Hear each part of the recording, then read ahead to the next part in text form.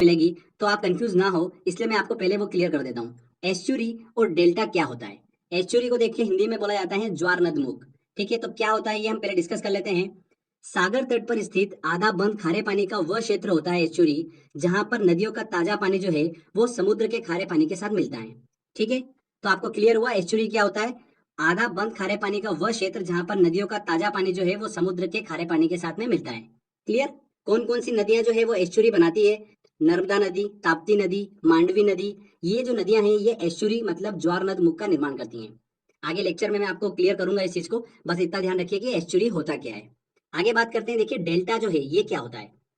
तो देखिए, नदी जहां पर सागर से मिलती है उस जगह पर नदी द्वारा बहाकर लाई गई मिट्टी के कारण जो मुख्य नदी होती है वो कई सारी धाराओं में बढ़ जाती है। तो उस सागर किनारे त्रिभुजाकार क्षेत्र को ही क्या बोला जाता है? डेल्टा बोला जाता है। डेल्टा जो होते हैं वो प्राय उपजाऊ मिट्टी का निर्माण करते हैं। ठीक है फ्रेंड्स, तो आपको क्लियर हुआ डेल्टा क्या होता है और एस्चुरी क्या होता है। ध्यान रखिएगा, गंगा, ब्रह्मपुत्र, महानदी, गोदावरी, कृष्णा, कावेरी, ये सब जो नदियां हैं ये डेल्टा का निर्माण करती हैं। आगे हम ये लेक्चर में डिस्कस करने वाले हैं। तो बस एस्चुरी क्या होता है और डेल्टा क्या होता है, आई होप आपको समझ में आ गया होगा। चलिए हम स्टार्ट करते हैं कि भारत का जो अपवाह तंत्र है, ड्रेनेज सिस्टम है, वो क्या है। तो सबसे पहले ये वर्ड को हम क्लियर कर लेते हैं कि ड्रेनेज सिस्टम, अपवाह तंत्र होता क्या है। अपवाह तंत्र जो शब्द है ये एक नदी तंत्र की व्याख्या करता है, जिसमें अलग अलग दिशाओं से छोटी छोटी धाराएं आकर एक मुख्य धारा का निर्माण करती हैं, मतलब मुख्य नदी का निर्माण करती हैं। ओके, यहाँ पर जो अलग अलग दिशाओं से छोटी छोटी धाराएं आती है वो मुख्य नदी की क्या होती हैं? सहायक नदियां होती हैं। समझ में आया आपको? अपवाह तंत्र शब्द जो है एक नदी तंत्र की व्याख्या करता है। तो भारत के अपवाह तंत्र ड्रेनेज सिस्टम की हम बात करेंगे तो इसे हम दो भागों में पढ़ेंगे।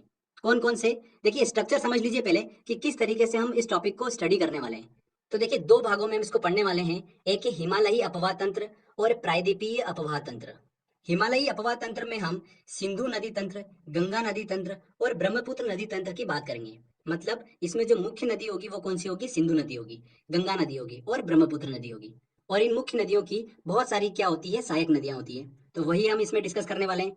सेकंड देखिए, प्रायद्वीपीय अपवाह तंत्र में हम मध्य और दक्षिण भारत की नदियों को डिस्कस करेंगे, जैसे कि नर्मदा नदी, ताप्ती नदी, महानदी, गोदावरी, कृष्णा, कावेरी, इन सब नदियों को हम डिस्कस करेंगे प्रायद्वीपीय अपवाह तंत्र में।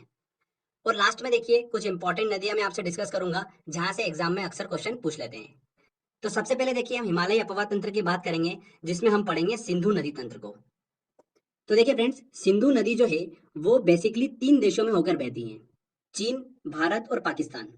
चीन के देखिए तिब्बत स्थित मानसरोवर झील के निकट इसका उद्गम होता है और उत्तर पश्चिम दिशा में बहते हुए भारत के लद्दाख के दमचोक के पास से इंटर करती है। ओके, आगे बहती हुई ये नदी गिलगित से होते हुए दर्दिस्तान के पास में पाकिस्तान में इंटर कर जाती है और कराची के पूर्व से होते हुए अरब सागर में जाकर मिल जाती है। इस नदी की कुल लंबाई जो है वो कितनी है? 2880 किलोमीटर है। तो सिंधु नदी का देखिए उद्गम कहाँ से होता है? भारत के बाहर से होता है। चीन के तिब्बत स्थित मानसरोवर झील के निकट से सिंधु नदी का उद्गम होता है। भारत होते हुए ये पाकिस्तान में इंटर करती हैं और अरब सागर में जाकर मिल जाती हैं। ध्यान रखिएगा, भारत का जो लेह शहर है वो सिंधु नदी के दाएं तट पर स्थित है। ये एग्जाम में क्वेश्चन पूछ लिया था, इस चीज को आप ध्यान रखिएगा, कहाँ पर स्थित है? दाएं तट पर स्थित है। सिंधु नदी के देखिए अरब सागर में मिलने से पहले इसमें पांच प्रमुख इसकी सहायक नदियां जो है वो आकर मिलती है। कौन कौन सी? चेनाब, झेलम, रावी, व्यास और सतलज नदी। ये पांचों नदियां जो है वो सिंधु नदी में आकर मिलती हैं। उसके बाद में सिंधु नदी जो है वो अरब सागर में जाकर मिल जाती है। इसमें देखिए चेनाब और सतलज इसकी दो सबसे बड़ी सहायक नदियां हैं। चलिए एक एक करके समझ लेते हैं। चेनाब नदी की हम सबसे पहले बात करते हैं। ये सिंधु नदी की सबसे बड़ी सहायक नदी है। इसका उद्गम जो है वो हिमाचल प्रदेश के देखिए K12 लारा दर्रे से होता है। हिमाचल प्रदेश में इस नदी का निर्माण जो है वो दो नदियों से होता है, एक चंद्रा और भागा। इसलिए इसे हिमाचल प्रदेश में चंद्रभागा नदी के नाम से भी जाना जाता है। चेनाब नदी को चंद्रभागा नदी के नाम से भी जाना जाता है हिमाचल प्रदेश में। इंपॉर्टेंट है, क्वेश्चन पूछा जा सकता है यहाँ से, ध्यान रखिएगा। आगे बहती हुई ये नदी पाकिस्तान में जाकर सिंधु नदी से मिल जाती है। सिंधु नदी में मिलने से पहले इसमें झेलम, रावी, सतलज, व्यास नदी आकर मिलती है। किसमें? चेनाब नदी में। चलिए कौन सी नदी कहाँ पर मिलती है इस चीज को हम देख लेते हैं। सबसे पहले बात करते हैं झेलम नदी की। झेलम नदी का उद्गम जो है वो कश्मीर घाटी के बेरीनाग के निकट से होता है। ये नदी 170 किलोमीटर भारत पाकिस्तान सीमा का निर्माण करती हुई पाकिस्तान के जंग के निकट चेनाब नदी में आकर मिल जाती है। झेलम नदी कहाँ से उद्गम होता है? कश्मीर घाटी के बेरीनाग से इसका उद्गम होता है। इसके बाद देखिए रावी नदी की बात करते हैं। तो ये नदी हिमाचल प्रदेश के रोहतांग दर्रे से निकलती है और कश्मीर पंजाब होते हुए पाकिस्तान के जंग के निकट चेनाब नदी में आकर मिल जाती है। क्लियर? इसके बाद देखिए सतलज नदी की बात करते हैं। ये नदी जो है तिब्बत के देखिए राक्षस ताल से निकलती है और सिंधु नदी के समानांतर बहती हुई हिमाचल प्रदेश में प्रवेश करती है। आगे पंजाब होते हुए पाकिस्तान के भावलपुर में चेनाब नदी में जाकर मिल जाती है। चेनाब नदी में मिलने से पहले इसमें व्यास नदी जो है वो आकर मिलती है, किसमें? सतलज नदी में। ध्यान रखिएगा सतलज नदी का जो उद्गम है वो भारत में नहीं होता है। कहाँ पर होता है? तिब्बत के मानसरोवर में होता है। ठीक है, तिब्बत के मानसरोवर स्थित राक्षस ताल से सतलज नदी जो है वो निकलती है। हमने जैसे कि बात करी कि व्यास नदी जो है वो सतलज नदी में आकर मिल जाती है, तो व्यास नदी को डिस्कस कर लेते हैं। व्यास नदी जो है वो रोहतांग दर्रे से निकलती है और व्यास नदी हिमाचल प्रदेश के कुल्लू घाटी में बहते हुए पंजाब के हरीके में सतलज नदी से आकर मिल जाती हैं। ओके फ्रेंड्स, हरीके क्षेत्र में जो व्यास और सतलज नदी का संगम होता है वहीं से देश की सबसे लंबी नहर जो है इंदिरा गांधी नहर वो निकलती है। देश की सबसे लंबी नहर जो है इंदिरा गांधी नहर कहाँ से निकलती है? हरीके में निकलती है, जहां पर व्यास और सतलज नदी का संगम होता है। ओके, ये नहर जो है पंजाब राजस्थान से होकर गुजरात में एंटर करती है। राजस्थान में इसकी सबसे अधिक लंबाई है 470 किलोमीटर। तो ये चीज आपको पता होना चाहिए। साथ ही ध्यान रखिएगा फ्रेंड्स, पाकिस्तान के जैसा कि मैंने आपको बताया कि भावलपुर में सतलज नदी जो है वो चेनाब नदी से मिलती है। तब ये चेनाब से मिलने के बाद में पंचनद नदी का निर्माण करती है। मतलब इस पॉइंट पर पांचों नदियां जो है वो एक हो जाती हैं, झेलम, रावी, सतलज, व्यास और चेनाब। ये पांचों नदियां एक होकर आगे बढ़ती हैं, इसीलिए इसे पंचनद नदी का नाम दिया गया है। मतलब सिंधु नदी में मिलने से पहले 45 किलोमीटर तक ये पांचों नदियां एक होकर आगे बढ़ती हैं। ठीक है, तो पंचनद नदी किसे बोला गया है ये आपको क्लियर हो गया होगा, इस चीज को ध्यान रखिएगा। अब देखिए फ्रेंड्स, दिमाग में एक बात आती है कि सिंधु, चेनाब, झेलम, रावी, सतलज और व्यास नदी जो है ये सारी नदियां भारत में होते हुए बहती हैं। उसके बाद में पाकिस्तान में एंटर करती हैं। तो भारत अगर पूरी तरह से इन नदियों को रोक ले तो पाकिस्तान के पास तो पानी कैसे पहुंचेगा? तो इसको ध्यान में रखकर एक सिंधु जल समझौता हुआ था 1960 में पानी के वितरण के लिए। तो ये चीज भी आपको पता होना चाहिए, इसलिए ध्यान से सुनिएगा। 1960 में भारत और पाकिस्तान के बीच में एक संधि हुई थी, सिंधु जल संधि। इस संधि के अनुसार तीन पूर्वी नदियों का कंट्रोल जो है वो किसे दिया गया? भारत को दिया गया, व्यास, रावी और सतलज नदी का। ठीक है, और तीन पश्चिमी नदियां जो थी सिंधु, चेनाब और झेलम, इन तीनों पश्चिमी नदियों का कंट्रोल किसे दिया गया? पाकिस्तान को दिया गया। तो ये थी सिंधु जल संधि। इस चीज को आप ध्यान रखिएगा, 1960 में हुई थी। किस नदी का कंट्रोल किस देश को दिया गया है ये आपको पता होना चाहिए। व्यास, रावी और सतलज नदी का भारत को दिया गया, सिंधु, चेनाब और झेलम का कंट्रोल दिया गया पाकिस्तान को। तो ये हमने अच्छे से पूरा डिस्कस करा सिंधु नदी तंत्र। आई होप आपको समझ में आया होगा। ठीक है, यहाँ पर जो मुख्य धारा थी वो कौन सी थी? सिंधु नदी थी। उसकी बहुत सारी सहायक नदियां थी, झेलम, रावी, सतलज, व्यास और चेनाब। ये उसकी सहायक नदियां थी जो हमने अच्छे से डिस्कस कराए। चलिए आगे हम बात करते हैं अब गंगा नदी तंत्र की। इंपॉर्टेंट है, यहाँ से बहुत क्वेश्चन एग्जाम में पूछे जाते हैं, तो ध्यान से सुनिएगा। गंगा नदी जो है वो भारत की सबसे लंबी नदी है। इसकी कुल लंबाई जो है वो कितनी है? 2525 किलोमीटर है। भारत में इसकी लंबाई कितनी है? 2071 किलोमीटर जो है भारत में इसकी लंबाई है, बाकी जो है वो बांग्लादेश में है। आगे देखिएगा इंपॉर्टेंट चीज, सतोपथ हिमानी से निकली अलकनंदा नदी और गोमुख से निकली भागीरथी नदी जब देवप्रयाग में आकर मिलती हैं तब इसका संयुक्त रूप जो है वो क्या कहलाता है? गंगा नदी कहलाता है। क्लियर हुआ? बहुत बार एग्जाम में क्वेश्चन पूछा गया है कि देखिए अलकनंदा नदी कहाँ से निकलती है, भागीरथी नदी कहाँ से निकलती है, तो ये चीज आपको पता होना चाहिए। गंगोत्री से 19 किलोमीटर दूर गोमुख से निकलती है भागीरथी नदी। वेरी वेरी इंपॉर्टेंट क्वेश्चन है। ठीक है, बहुत बार एग्जाम में क्वेश्चन ये पूछा गया है। और अलकनंदा नदी और भागीरथी नदी किस स्थान पर आकर मिलती हैं? किस स्थान पर? देवप्रयाग में आकर मिलती हैं। ये चीज आपको पता होना चाहिए। ओके, अलकनंदा नदी की देखिए दो प्रमुख सहायक नदियां हैं, वो ध्यान रखिएगा, एक पिंडार नदी और एक मंदाकिनी नदी। पिंडार नदी जो है ये अलकनंदा को कर्णप्रयाग में आकर मिलती है। कहाँ पर मिलती है? कर्णप्रयाग में। और मंदाकिनी नदी जो है ये अलकनंदा को रुद्रप्रयाग में आकर मिलती है। कहाँ पर? रुद्रप्रयाग में। तो कर्णप्रयाग में देखिए अलकनंदा को पिंडार नदी मिलती है, रुद्रप्रयाग में अलकनंदा को मंदाकिनी नदी मिलती है और देवप्रयाग में अलकनंदा को भागीरथी नदी मिलती है। ठीक है, ये चीज ध्यान रखिएगा, इंपॉर्टेंट है। साथ ही धौली गंगा जो है वो अलकनंदा को विष्णु प्रयाग में आकर मिलती है। और फ्रेंड्स, प्रसिद्ध केदारनाथ मंदिर जो है वो किस नदी के तट पर स्थित है? मंदाकिनी नदी के तट पर ही स्थित है। बद्रीनाथ का जो प्रसिद्ध मंदिर है वो अलकनंदा नदी के तट पर स्थित है। तो दोनों ये प्रसिद्ध मंदिर जो है वो किस नदी के तट पर स्थित है ये आपको पता होना चाहिए। मंदाकिनी नदी के तट पर स्थित केदारनाथ मंदिर और अलकनंदा नदी के तट पर स्थित बद्रीनाथ मंदिर। क्लियर हुआ? उत्तराखंड से देखिए निकली गंगा उत्तर प्रदेश, बिहार होते हुए पश्चिम बंगाल तक बहती है। पश्चिम बंगाल के फरक्का पर ये दो धाराओं में बढ़ जाती है, हुगली नदी और मुख्य धारा भागीरथी में। ये भागीरथी नदी जो है ये बांग्लादेश में मुख्य धारा के रूप में प्रवेश करती है, जहां पर इसे पद्मा के नाम से जाना जाता है। गंगा नदी को बांग्लादेश में पद्मा के नाम से जाना जाता है। ठीक है, इंपॉर्टेंट क्वेश्चन है। आगे बहती हुई ये पद्मा ब्रह्मपुत्र, जिसे बांग्लादेश में जमुना बोला जाता है, उससे मिल जाती है। और गंगा और जमुना का संयुक्त रूप जो कि ब्रह्मपुत्र नदी है, उसका संयुक्त रूप क्या कहलाता है? मेघना कहलाता है। और बंगाल की खाड़ी में मेघना के रूप में ये नदी जो है जाकर मिल जाती है।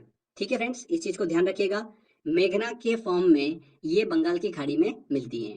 क्लियर?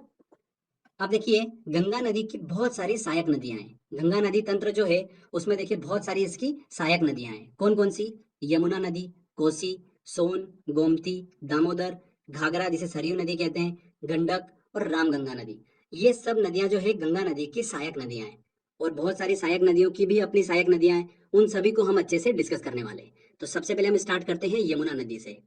देखिए, गंगा की सबसे बड़ी सहायक नदी अगर कोई सी है तो वो कौन सी है? यमुना नदी है, जो कि उत्तराखंड के बंदरपुर चोटी पर स्थित यमुनोत्री हिमानी से निकलती हैं। कहाँ से निकलती है? ध्यान रखिएगा, उत्तराखंड के बंदरपुर चोटी से निकलती हैं। ये नदी उत्तराखंड से हरियाणा और दिल्ली उत्तर प्रदेश से बहते हुए प्रयागराज इलाहाबाद में गंगा नदी से जाकर मिल जाती है। कहाँ पर मिलती है यमुना नदी गंगा से? इलाहाबाद मतलब प्रयागराज में आकर मिलती है। यमुना नदी का प्राचीन नाम ध्यान रखिएगा, कालिंदी नदी है। क्या नाम है? कालिंदी नदी। अभी देखिए, एक दो साल पहले ये क्वेश्चन पूछ लिया था रेलवे में, तो इस चीज को ध्यान रखिएगा। यमुना नदी जो है इसका भी देखिए एक अपने आप में अपवाह तंत्र है, मतलब इसमें बहुत सारी सहायक नदियां आकर मिलती है यमुना में। उसमें देखिए कौन कौन सी? चंबल नदी, बेतवा नदी, केन नदी, ये नदियां जो है यमुना नदी में आकर मिलती हैं। अब देखिए इनको भी हम डिस्कस कर लेते हैं क्योंकि क्वेश्चन यहाँ से भी बनता है। तो चंबल नदी की सबसे पहले बात करते हैं। ये नदी देखिए मध्य प्रदेश के इंदौर स्थित महू क्षेत्र के जानापाव पर्वत से निकलती है। कहाँ से निकलती है? इंदौर से, देखिए मध्य प्रदेश से निकलती है। और उत्तर मध्य भाग में बहते हुए ये नदी राजस्थान से होकर उत्तर प्रदेश के इटावा में यमुना नदी से आकर मिल जाती है। कौन सी? चंबल नदी। इस नदी की देखिए लंबाई कितनी है? कुल 965 किलोमीटर है। इसके बाद देखिए बेतवा नदी मध्य प्रदेश के भोपाल से निकलती है, जो उत्तर पूर्वी दिशा में बहते हुए उत्तर प्रदेश के हमीरपुर में यमुना नदी से आकर मिल जाती हैं। बेतवा नदी भी मध्य प्रदेश से निकलती है। ध्यान रखिएगा, एक प्रसिद्ध स्थान सांची जो है वो बेतवा नदी के किनारे पर ही स्थित है। सांची में कई बौद्ध स्मारक हैं। सांची का स्तूप जो है वो अशोक ने 3री शताब्दी ईसा पूर्व में बनाया था। तो सांची जो है वो बेतवा नदी के किनारे पर ही स्थित है। तो ये चीज ध्यान रखिएगा, यमुना नदी की हमने डिस्कस करी। देखिए चंबल नदी और बेतवा नदी इसकी सहायक नदियां हैं। साथ ही केन नदी जो है वो भी यमुना नदी की सहायक नदी है। इसके बाद देखिए गंगा नदी की अगली हम देखिए सहायक नदी की बात करते हैं, जो कि है कोसी नदी। कोसी नदी जो है ये नेपाल में हिमालय से निकलती हैं और आगे बढ़ते हुए बिहार में प्रवेश करती हैं। ये नदी प्राय अपना मार्ग जो है बदलने के कारण चर्चा में रहती है। इसमें आने वाली बाढ़ से बिहार में मैक्सिमम टाइम पर तबाही जो है वो देखने को मिलती है। इसलिए इस नदी को बिहार का शोक भी कहा जाता है। बिहार का शोक किसे कहा जाता है? कोसी नदी को कहा जाता है। और अपने मार्ग परिवर्तन करने की वजह से बहुत ज्यादा चर्चा में रहती है कोसी नदी। ये नदी बिहार के कटिहार में गंगा नदी से आकर मिल जाती है। तो कोसी नदी को हमने डिस्कस करा, ध्यान रखिएगा। इसके बाद बात करते हैं देखिए दामोदर नदी की, जो कि गंगा नदी की सहायक नदी है। झारखंड के देखिए छोटा नागपुर पठार से निकलती हैं और पश्चिम में बहते हुए ये हुगली नदी में जाकर मिल जाती हैं। जो हमने बात करी थी कि फरक्का में गंगा नदी जो है वो दो धाराओं में बढ़ जाती है, एक हुगली और एक मुख्य धारा भागीरथी में। तो देखिए हुगली नदी में आकर कौन सी नदी मिलती है? दामोदर नदी जो है वो आकर मिलती है। इस नदी में देखिए अचानक आने वाली बाढ़ के कारण इसे बंगाल का अभिशाप भी कहा जाता है। किसे कहा जाता है बंगाल का अभिशाप? दामोदर नदी को कहा जाता है। ध्यान रखिएगा, प्रदूषण के कारण इस नदी को जैविक मरुस्थल के नाम से भी जाना जाता है। एग्जाम में क्वेश्चन पूछा गया था ये, किस नदी को जैविक मरुस्थल के नाम से जाना जाता है? तो ध्यान रखिएगा, दामोदर नदी को जैविक मरुस्थल के नाम से जाना जाता है। इसके बाद देखिए गंगा नदी की अगली सहायक नदी की बात करते हैं, गोमती नदी। ये भी इंपॉर्टेंट है। इस नदी का उद्गम जो है उत्तर प्रदेश के पीलीभीत स्थित गोमत ताल से होता है, जिसे फुलर झील भी कहा जाता है। ये गंगा नदी की एकमात्र ऐसी सहायक नदी है जिसका उद्गम मैदान से होता है। ओके, ये चीज को ध्यान रखिएगा। पौराणिक मान्यताओं के अनुसार भगवान राम ने जब रावण का वध किया था, तब ब्रह्म हत्या के पाप से मुक्त होने के लिए उन्होंने गोमती नदी में ही स्नान किया था। तो आप सभी को देखिए पता ही होगा ये। तो गोमती नदी ध्यान रखिएगा, बस इतना, गंगा नदी की एकमात्र सहायक नदी जिसका उद्गम मैदान से होता है। इसके बाद देखिए सोन नदी की बात करते हैं। गंगा नदी की सहायक नदी मध्य प्रदेश के अमरकंटक नामक स्थान से निकलती हैं। उत्तर की ओर बहते हुए पटना के निकट गंगा में जाकर मिल जाती हैं। एक इंपॉर्टेंट चीज मैं आपको बता रहा हूँ, सोन नदी जैसे कि मैंने आपको बताया उत्तर की ओर बहती है, ठीक है। और ऊपर से जो यमुना नदी आ रही है, यमुना नदी और सोन नदी, इन दोनों के देखिए जल विभाजन का काम जो है वो कौन करता है? इन दोनों के बीच में स्थित केमूर की पहाड़ियां। ध्यान रखिएगा, केमूर की पहाड़ियां इन दोनों नदी के बीच में स्थित हैं, जो कि सोन नदी और यमुना नदी के बीच जल विभाजन का काम करती हैं। ये इंपॉर्टेंट चीज है, एग्जाम में इस चीज को पूछा गया था, तो इस चीज का आप ध्यान रखिएगा। सोन नदी और यमुना नदी के बीच जल विभाजन का काम कौन सी पहाड़ियां करती हैं? कैमूर की पहाड़ियां करती हैं। ओके। इसके अलावा देखिए, गंगा नदी की सहायक नदियों में घाघरा नदी आती है, जिसे सरयू नदी के नाम जाना जाता है, और गंडक नदी, जो कि गंगा नदी के बाएं तट पर आकर मिलती है। क्लियर? अब देखिए, गंगा नदी से रिलेटेड कुछ हम इंपॉर्टेंट पॉइंट डिस्कस कर लेते हैं। एग्जाम में ये क्वेश्चन पूछा जाता है कि कौन सी नदी गंगा नदी के दाएं तट पर आकर मिलती है और कौन सी नदी बाएं तट पर आकर मिलती है। तो इस चीज को लेकर कंफ्यूजन होता है, तो इसको हम क्लियर कर लेते हैं। देखिए, गंगा नदी के दाएं तट पर तीन नदियां आपको दिमाग में रखनी है। एक है यमुना नदी, सोन नदी और टॉन्स नदी। ठीक है, ये नदियां जो है गंगा नदी के दाएं तट पर आकर मिलती हैं। ओके। बाएं तट की बात करते हैं तो गोमती, गंडक, घाघरा और कोसी नदी, ये नदियां जो है गंगा नदी के बाएं तट पर आकर मिलती हैं। तो बहुत ही सिंपल है, यमुना नदी, सोन नदी और टॉन्स नदी दाएं तट पर, बाएं तट पर गोमती, गंडक, घाघरा और कोसी। इससे रिलेटेड भी क्वेश्चन एग्जाम में पूछा आता है, तो ये चीज इसलिए हमने क्लियर कर ली है। साथ ही फ्रेंड ध्यान रखिएगा, गंगा नदी को 2008 में राष्ट्रीय नदी का दर्जा दिया गया था, और गंगा नदी के किनारे बसा सबसे बड़ा शहर जो है वो कौन सा है? कानपुर है। 2011 की जनगणना के अनुसार हम इसको देख रहे हैं। गंगा नदी के किनारे बसा सबसे बड़ा शहर जो है वो कौन सा है? कानपुर है। गंगा नदी के प्रवाह का क्रम अगर हम देखें तो उत्तराखंड से निकलती हैं, उत्तर प्रदेश होते हुए बिहार में इंटर करती हैं, और फिर पश्चिम बंगाल में इंटर करती हैं, और वहां से ये बांग्लादेश में चली जाती हैं। ठीक है फ्रेंड्स, तो ये गंगा नदी तंत्र को हमने अच्छे से पूरा डिस्कस करा है। तो क्वेश्चन जो है इससे बाहर कुछ नहीं जाने वाला है, हमने अच्छे से यहाँ पर क्लियर कर लिया है इसको। आगे बात करते हैं फ्रेंड्स हम ब्रह्मपुत्र नदी तंत्र को। ये भी बहुत ही इंपॉर्टेंट है, यहाँ से देखिए आईएएस एग्जाम में बहुत ज्यादा क्वेश्चन पूछे जाते हैं, तो इसको भी हम क्लियर कर लेते हैं। ब्रह्मपुत्र नदी जो है, ये नदी तिब्बत, भारत और बांग्लादेश से होकर बहती है। ये नदी तिब्बत के मानसरोवर झील के निकट से निकलती हैं। ध्यान रखिएगा, ब्रह्मपुत्र, सतलज और सिंधु नदियां, ये नदियां जो है तिब्बत के मानसरोवर के आसपास से ही निकलती हैं। ठीक है। तिब्बत से निकलने वाली इस नदी को तिब्बत में यरलुंग जंगबो के नाम से जाना जाता है। किस नाम से जाना जाता है? यरलुंग जंगबो के नाम से जाना जाता है। साथ ही इसे तिब्बत में सांगपो के नाम से भी जाना जाता है। दोनों नाम ध्यान रखिएगा, यरलुंग जंगबो और सांगपो के नाम से जाना जाता है ब्रह्मपुत्र नदी को तिब्बत में। जब यह नदी भारत के असम घाटी में प्रवेश करती है, तब इसे यहाँ पर ब्रह्मपुत्र के नाम से जाना जाता है। साथ ही ब्रह्मपुत्र नदी को अरुणाचल प्रदेश में दिहांग के नाम से जाना जाता है। जब यह नदी असम घाटी में बहते हुए बांग्लादेश में प्रवेश करती है, तब इसे वहां पर जमुना के नाम से जाना जाता है। देखिए, तिब्बत में इसे यरलुंग जंगबो और सांगपो के नाम से जाना जाता है। भारत में इसे देखिए अरुणाचल प्रदेश में दिहांग के नाम से जाना जाता है। और जब ये बांग्लादेश में इंटर करती हैं, तब इसे जमुना के नाम से जाना जाता है। ठीक है, बांग्लादेश में इसे जमुना के नाम से जाना जाता है। बांग्लादेश में देखिए, ये नदी जो है गंगा नदी मतलब पद्मा नदी के साथ में मिल जाती है, और गंगा ब्रह्मपुत्र संयुक्त रूप से मेघना के नाम से आगे बढ़ती हैं, और विश्व का सबसे बड़ा नदी डेल्टा जो है सुंदरवन डेल्टा का निर्माण करते हुए बंगाल की खाड़ी में जाकर मिल जाती हैं। ठीक है फ्रेंड्स, वेरी वेरी इंपॉर्टेंट है। विश्व का सबसे बड़ा नदी डेल्टा जो है कौन निर्माण करती हैं? गंगा और ब्रह्मपुत्र नदी करती हैं, जिसे सुंदरवन डेल्टा कहते हैं। और लास्ट में ये मेघना नदी जो है बंगाल की खाड़ी में जाकर मिल जाती हैं। क्लियर हुआ आपको? ब्रह्मपुत्र नदी की देखिए सहायक नदियों की बात करते हैं, तो जितना मैं आपको बता रहा हूँ सारी इंपॉर्टेंट है, एक भी मत छोड़िएगा। हर एक सहायक नदी से रिलेटेड एग्जाम में क्वेश्चन पूछा जा चुका है। तीस्ता नदी ब्रह्मपुत्र की देखिए सहायक नदी है। कहाँ से निकलती है? सिक्किम से निकलती है। सुवनसिरी नदी, कमेंग नदी, मानस नदी, दिबांग नदी, लोहित, बराक और कपिली नदी, ये जितनी भी नदियां हैं ये ब्रह्मपुत्र की सहायक नदियां हैं। सारे नाम आपके दिमाग में सेट हो जाना चाहिए। तिस्ता, सुवनसिरी, कमेंग, मानस, दिबांग, लोहित, बराक और कपिली, ये सारी नदियां जो है ब्रह्मपुत्र की सहायक नदियां हैं। इसमें तिस्ता, सुवनसिरी, कमेंग, मानस और दिबांग नदी जो है वो दाएं तट से आकर मिलती है, और लोहित, बराक और दिबांग नदी जो है वो बाएं तट से आकर ब्रह्मपुत्र से मिलती है। ओके, कुछ इंपॉर्टेंट पॉइंट डिस्कस कर लेते हैं। तिस्ता नदी का उद्गम कहाँ से होता है? सिक्किम से होता है। पश्चिम बंगाल से होते हुए बांग्लादेश में प्रवेश करती हैं, और वहां ब्रह्मपुत्र से जाकर मिल जाती हैं। लोहित नदी जो है इसे खून की नदी के नाम से भी जाना जाता है। किस नदी को खून की नदी के नाम से जाना जाता है? लोहित नदी को। बराक नदी जो है ये मणिपुर की पहाड़ियों से निकलती हैं, मणिपुर से होते हुए मिजोरम में एंटर करती हैं, असम होते हुए ये बांग्लादेश में प्रवेश करती हैं, और मेघना नदी में जाकर मिल जाती हैं। बराक नदी जो है अरुणाचल प्रदेश में एंटर नहीं करती हैं, ये चीज आप जरूर ध्यान रखिएगा। ब्रह्मपुत्र नदी जो है गंगा नदी के साथ मिलकर विश्व के सबसे बड़े नदी डेल्टा सुंदरवन डेल्टा का निर्माण करती है, जैसा कि हम डिस्कस कर चुके हैं। ब्रह्मपुत्र नदी में ही विश्व का सबसे बड़ा नदी द्वीप, वर्ल्ड लार्जेस्ट रिवर आइलैंड जो है माजुली, वो स्थित है। कहाँ पर? असम में। माजुली जो है वो विश्व का सबसे बड़ा नदी द्वीप है, ब्रह्मपुत्र नदी में स्थित है, ठीक है, असम में। ये चीज आप ध्यान रखिएगा। तो ये ब्रह्मपुत्र नदी तंत्र को हमने अच्छे से डिस्कस करा है। इसमें ब्रह्मपुत्र की सहायक नदियां जो मैंने आपको बताई है वो आप बिल्कुल ध्यान रखिएगा। वहां से एग्जाम में देखिए बहुत क्वेश्चन पूछे जाते हैं। तो फ्रेंड्स ये देखिए हमने अच्छे से हिमालयी नदी तंत्र को डिस्कस करा, जिसमें हमने सिंधु नदी तंत्र, गंगा नदी तंत्र और ब्रह्मपुत्र नदी तंत्र को अच्छे से डिस्कस करा है। क्लियर। इसके बाद देखिए आगे हम बात करते हैं प्रायद्वीपीय नदी तंत्र की, मतलब दक्षिण भारत की नदियों की। तो हिमालयी नदी तंत्र की तुलना में प्रायद्वीपीय नदी तंत्र जो है वो बहुत अधिक पुराना है। तो ऐसा मत समझिएगा कि हिमालयी नदी तंत्र बहुत अधिक पुराना है।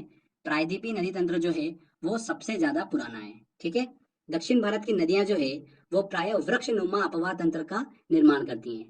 किस तरीके का अपवाह तंत्र का निर्माण करती हैं? वृक्ष नुमा अपवाह तंत्र का निर्माण करती हैं दक्षिण भारत की नदियां। प्रायद्वीपीय नदियों के अपवाह तंत्र में हम देखिए कौन कौन सी नदियों को डिस्कस करेंगे। नर्मदा नदी, ताप्ती नदी, माही नदी, गोदावरी, कृष्णा, कावेरी और महानदी को अच्छे से हम डिस्कस करने वाले हैं। इसमें देखिए नर्मदा, ताप्ती और माही नदी जो है वो अरब सागर में गिरती है, पश्चिम की ओर बहते हुए अरब सागर में गिरती है। जबकि गोदावरी, कृष्णा, कावेरी और महानदी जो है ये बंगाल की खाड़ी में गिरती है। चलिए सबसे पहले हम अरब सागर में गिरने वाली नदियों की बात करते हैं, जिसमें सबसे पहले आती है नर्मदा नदी। वेरी वेरी इंपॉर्टेंट है। मध्य प्रदेश के अमरकंटक से इसकी उत्पत्ति होती है। पश्चिम की ओर बहते हुए 1312 किलोमीटर की दूरी तय करने के बाद में ये खंबात की खाड़ी में जाकर मिल जाती है। खंबात की खाड़ी मतलब अरब सागर में जाकर ये मिल जाती है। देखिए नर्मदा नदी के उत्तर में पड़ता है विंध्याचल पर्वत और दक्षिण में पड़ता है सतपुड़ा पर्वत। और इन दोनों पर्वतों के बीच में ब्रंश घाटी मतलब रिफ्ट वैली से होते हुए बहती है नर्मदा नदी। इस चीज को ध्यान रखिएगा, रिफ्ट वैली से होते हुए बहती है नर्मदा नदी। ओके, ब्रंश घाटी से होते हुए बहती है नर्मदा नदी। ये नदी मध्य प्रदेश की सबसे बड़ी नदी है। सबसे लंबी नदी कौन सी है? मध्य प्रदेश की नर्मदा नदी है। इसे मध्य प्रदेश की जीवन रेखा कहा जाता है। नर्मदा नदी की सहायक नदियों की बात करें तो उसमें आती है ओरसंग, तवा नदी जो कि बहुत ज्यादा फेमस है, शेर नदी। ये सभी नर्मदा नदी की सहायक नदियां हैं।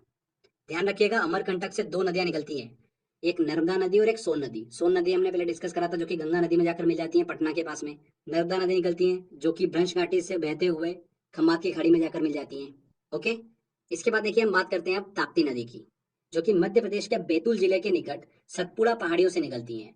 और ये नदी मध्य प्रदेश, महाराष्ट्र, गुजरात से प्रवाहित होते हुए अरब सागर में जाकर मिल जाती है। फ्रेंड्स ध्यान रखिएगा ताप्ती नदी और नर्मदा नदी दोनों नदियां जो है वो भ्रंश घाटी से होते हुए बहती हैं, ठीक है। वेरी वेरी इंपॉर्टेंट पॉइंट है। ताप्ती नदी और नर्मदा नदी जो है ये भ्रंश घाटी से मतलब रिफ्ट वैली से होते हुए बहती हैं। इसके बाद देखिए माही नदी की बात करते हैं। इस नदी का उद्गम मध्य प्रदेश के धार जिले के समीप विंध्याचल पर्वत श्रेणी से होता है। मध्य प्रदेश से देखिए ये पश्चिम की ओर राजस्थान, गुजरात में बहते हुए ये नदी खंबात की खाड़ी में जाकर गिर जाती है। माही नदी जो है वो भारत की एकमात्र ऐसी नदी है जो कर्क रेखा को दो बार काटती है। कौन सी नदी? माही नदी। ठीक है फ्रेंड्स, तो ये हमने अच्छे से डिस्कस करा। नर्मदा नदी, ताप्ती नदी और माही नदी जो है वो पश्चिम की ओर बहते हुए खंबात की खाड़ी मतलब अरब सागर में जाकर मिल जाती हैं। इसमें ध्यान रखिएगा ताप्ती नदी और नर्मदा नदी जो है वो रिफ्ट वैली मतलब भ्रंश घाटी से होते हुए बहती हैं। और स्टार्टिंग में हमने डिस्कस करा था कि ताप्ती नदी और नर्मदा नदी जो है वो एस्चुरी का निर्माण करती हैं। जब ये समुद्र से मिलती है वहां पर एस्चुरी का निर्माण करती हैं। कौन सी नदी? ताप्ती नदी और नर्मदा नदी। साथ ही ध्यान रखिएगा गोवा में बहने वाली मंडोवी नदी, जिसे मांडवी नदी कहते हैं, वो भी एस्चुरी का निर्माण करती हैं। Okay, very very important point है ये, इस चीज को ध्यान रखिएगा। नर्मदा नदी, ताप्ती नदी एस्चुरी का निर्माण करती हैं। आगे आप देखिए पूर्व की ओर बहने वाली नदियों की बात करते हैं। उसमें सबसे पहले हम डिस्कस करेंगे गोदावरी नदी। बहुत ही इंपॉर्टेंट है। इस नदी की कुल लंबाई कितनी है? 1465 किलोमीटर है। ये प्रायद्वीपीय भारत की सबसे लंबी नदी है। ध्यान रखिएगा वर्ड को, प्रायद्वीपीय भारत की सबसे लंबी नदी कौन सी है? गोदावरी नदी। भारत की सबसे लंबी नदी पूछा जाता है तो गंगा नदी है, ठीक है। वर्ड को आप ध्यान रखिएगा। ये नदी जो है महाराष्ट्र के नासिक जिले के त्र्यंबकेश्वर से निकलती हैं और दक्षिण पूर्व की ओर बहते हुए बंगाल की खाड़ी में जाकर गिर जाती हैं। ध्यान रखिएगा गोदावरी नदी की सहायक नदियों की बात करें, क्योंकि गोदावरी नदी का भी अपना एक अपवाह तंत्र है। तो इसकी सहायक नदियां हैं कौन कौन सी? पेनगंगा, इंद्रावती और प्रणीता। इंद्रावती बहुत ही इंपॉर्टेंट है, ये तो आपके दिमाग में फिट हो जाना चाहिए कि गोदावरी नदी की देखिए सहायक नदी इंद्रावती। तो पेनगंगा, इंद्रावती और प्रणीता ये गोदावरी नदी की सहायक नदियां हैं। यहाँ से देखिए एग्जाम में क्वेश्चन पूछा गया था, आईएएस एग्जाम में क्वेश्चन पूछा गया था यहाँ पर 2015 में। तो क्लियर हुआ। आगे बात करते हैं फ्रेंड्स कृष्णा नदी की। कृष्णा नदी जो है वो प्रायद्वीपीय भारत की दूसरी सबसे बड़ी नदी है। इसका उद्गम जो है महाराष्ट्र के महाबलेश्वर के पास से होता है। कृष्णा नदी जो है महाराष्ट्र से होते हुए कर्नाटक, तेलंगाना और आंध्र प्रदेश से बहते हुए बंगाल की खाड़ी में जाकर गिर जाती है। कृष्णा नदी की प्रमुख सहायक नदियों की बात करें तो उसमें तुंगभद्रा, भीमा और कोयना नदी है। कृष्णा नदी की 3 सहायक नदियां तुंगभद्रा, कोयना और भीमा नदी है। ध्यान रखिएगा, कृष्णा नदी जल विवाद जो है वो कृष्णा नदी के जल बंटवारे से संबंधित है, जो कि आंध्र प्रदेश, कर्नाटक और महाराष्ट्र के बीच 1957 से चल रहा है। ठीक है, कृष्णा नदी जल विवाद जो है वो आंध्र प्रदेश, कर्नाटक और महाराष्ट्र से संबंधित है। इसके बाद देखिए अगली नदी की बात करते हैं हम, वो है महानदी। महानदी की देखिए लंबाई कितनी है, 851 किलोमीटर है। महानदी छत्तीसगढ़ उड़ीसा की प्रमुख नदी है। इसका उद्गम छत्तीसगढ़ के रायपुर के निकट सिहावा पहाड़ी से होता है और ये नदी पूर्व की ओर बहते हुए उड़ीसा में प्रवेश करती हैं और डेल्टा का निर्माण करते हुए बंगाल की खाड़ी में जाकर गिर जाती हैं। ध्यान रखिएगा, महानदी की सबसे इंपॉर्टेंट सहायक नदी जो है वो कौन सी है, तेल नदी है। ये एग्जाम में क्वेश्चन पूछा जाता है यहाँ से कि तेल नदी किस नदी की सहायक नदी है, तो महानदी की सहायक नदी है तेल नदी। साथ ही जोंक नदी जो है वो भी महानदी की सहायक नदी है। इसके बाद बात करते हैं कावेरी नदी की। इस नदी की लंबाई जो है वो कितनी है, 800 किलोमीटर है। कर्नाटक के कुर्ग के निकट ब्रह्मगिरी पहाड़ियों से निकलती है और कर्नाटक तमिलनाडु से बहते हुए तिरुचिरापल्ली के निकट बंगाल की खाड़ी में जाकर गिर जाती है। ध्यान रखिएगा, इसे दक्षिण भारत की गंगा के नाम से भी जाना जाता है। किसे, कावेरी नदी को। दक्षिण भारत की गंगा के नाम से किसे जाना जाता है, कावेरी नदी को जाना जाता है। ये देखिए हमने यहाँ पर प्रायद्वीपीय भारत की नदियों को अच्छे से डिस्कस करा। इसमें ध्यान रखिएगा फ्रेंड्स, गंगा नदी, कृष्णा नदी, कावेरी नदी, महानदी जो है ये डेल्टा का निर्माण करती है। ठीक है, एस्चुरी का निर्माण नहीं करती है। कृष्णा नदी, महानदी, कावेरी नदी, गोदावरी नदी ये डेल्टा का निर्माण करती है। ठीक है, जिसमें कृष्णा नदी, गोदावरी नदी जो है वो भारत का दूसरा सबसे बड़ा डेल्टा जो है वो बनाती है। पहला कौन बनाती है, गंगा ब्रह्मपुत्र नदी भारत का सबसे बड़ा डेल्टा बनाती है। दूसरा कृष्णा और गोदावरी नदी बनाती है। इंपॉर्टेंट है ये चीज भी। इसके बाद देखिए कुछ और इंपॉर्टेंट नदियों को भी हम डिस्कस कर लेते हैं जहां से एग्जाम में क्वेश्चन बन जाता है। स्वर्ण रेखा नदी झारखंड में बहने वाली एक पहाड़ी नदी है। ये नदी रांची के निकट छोटा नागपुर के पठार से निकलती है। झारखंड से निकलकर पश्चिम बंगाल, उड़ीसा से होते हुए बंगाल की खाड़ी में जाकर गिर जाती है। प्रसिद्ध शहर जमशेदपुर जो है, टाटानगर, वो इसी नदी के तट पर स्थित है। किस नदी के, स्वर्ण रेखा नदी के तट पर ही स्थित है। इसके बाद देखिए लूनी नदी की बात करते हैं। इंपॉर्टेंट है, इसका उद्गम अजमेर के निकट अरावली पहाड़ियों के नाग पहाड़ से होता है। राजस्थान से बहते हुए गुजरात में इंटर करती हैं और गुजरात के कच्छ के रण में ये नदी जो है विलुप्त हो जाती है। ये भी एग्जाम में क्वेश्चन पूछा जाता है कि कच्छ के रण में कौन सी नदी विलुप्त हो जाती है, तो लूनी नदी विलुप्त हो जाती है। लूनी नदी को ही सॉल्ट रिवर के नाम से भी जाना जाता है। सॉल्ट रिवर किसे कहा जाता है, लूनी नदी को कहा जाता है। इसके बाद काली नदी को डिस्कस करते हैं। इस नदी को शारदा और काली गंगा के नाम से भी जाना जाता है। ये नदी हिमालय स्थित कालापानी नामक स्थान से निकलती है, उत्तराखंड में बहते हुए उत्तर प्रदेश में प्रवेश करती है और बहते हुए घाघरा नदी, जिसे सरयू नदी कहते हैं, उसके साथ में जाकर ज्वाइंट हो जाती है काली नदी। साथ ही ध्यान रखिएगा, वेरी वेरी इंपॉर्टेंट, ये नदी जो है भारत के पूर्व की ओर भारत नेपाल की अंतर्राष्ट्रीय सीमा बनाती है। कौन सी नदी, काली नदी। भारत और नेपाल के बीच में अंतर्राष्ट्रीय सीमा कौन सी नदी बनाती है, काली नदी बनाती है। इसके बाद देखिए पेन्नार नदी को हम डिस्कस कर लेते हैं। पेन्नार नदी जो है वो किसी की सहायक नदी नहीं है, तो इसको लेकर कंफ्यूज मत होइएगा कि कृष्णा नदी या कावेरी नदी की सहायक नदी है, ऐसा नहीं है। पेन्नार नदी जो है भारत की एक प्रमुख नदी है और ये कर्नाटक के नंददुर्ग पहाड़ी से निकलती है। पूरब की ओर 970 किलोमीटर बहकर बंगाल की खाड़ी में जाकर गिर जाती है। ठीक है, तो कर्नाटक की प्रमुख नदी है पेन्नार नदी। तो फ्रेंड्स यहाँ पर देखिए हमने हिमालयी नदी तंत्र, प्रायद्वीपीय नदी तंत्र को अच्छे से डिस्कस करा और अलग से कुछ इंपॉर्टेंट नदियों से रिलेटेड पॉइंट्स भी डिस्कस कर लिए। तो यहाँ पर देखिए हमारा ये थ्योरी सेक्शन कंप्लीट होता है। आई होप आपने ध्यान से सुना होगा। लेक्चर कंप्लीट करने के बाद में तो सब्सक्राइब भी कर लीजिए, क्योंकि इस तरीके के बेनिफिशियल वीडियो जब भी मैं अपलोड करूंगा आपको उसका बेनिफिट मिलता रहेगा। तो फ्रेंड्स मिलते हैं अगले वीडियो में।